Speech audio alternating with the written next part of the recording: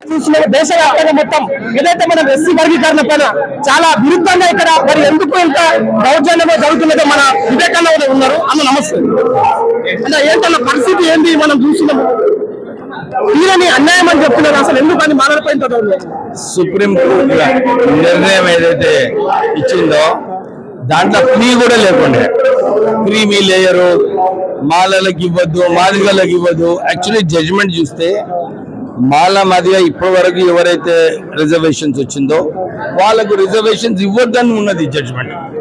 అంటే సరిగా ఎవరు కూడా ఈ జడ్జిమెంట్ సరిగా చదవలేదు, దాన్ని చదువుకోవాలి. ఎందుకంటే 3000 సంవత్సరాల ఏదైతే కుల వివక్ష ఉండేనో అది 70 సంవత్సరాల పోతుంది అనుకుంటే అది తప్పు.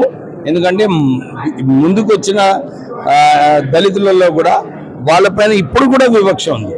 ఆ వివక్ష పోవాలంటే అందరికీ సమానంగా అన్ని చూసుకునే బాధ్యత ఉంది.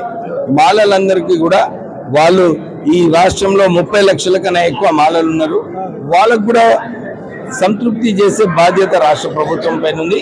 అందుకోసం అందరూ కూడా ఒక తాటిపైకి వచ్చి మేమందరం కూడా మీతో ఉన్నాము, మనమందరకు మాకు కూడా న్యాయం చేయాలని చెప్పి అందరూ కోరుతున్నారు. దాని ప్రకారంగానే మేము ముందుకు వెళ్తాం. సార్ ఇంకొకటి విషయం ఏంటంటే చాలా మంది రాజకీయ నాయకులు బయటికి రావట్లేదు, పదవుల కోసమే ఇక్కడ మాట్లాడుతున్నారు చెప్తున్నారు. ఇంకో ఏ మూమెంట్ లో అయినా కానీ కొంచెం సమయం అవుతుంది. వాళ్ళు కూడా జడ్జిమెంట్ చదివిన తర్వాత అవగాహన కల్పిన తర్వాత వాళ్ళు కూడా వస్తారు.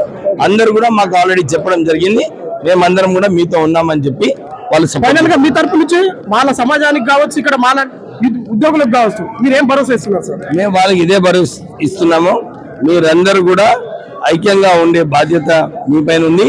అందరం కూడా కలిసి మన హక్కులు ఏదైతే ఉన్నాయో దాన్ని కాపాడుకునే బాధ్యత మనందరి పైన ఉందని చెప్పి వాళ్ళకి ఒక మెసేజ్ ఇవ్వడం జరిగింది. Okay sir, thank you.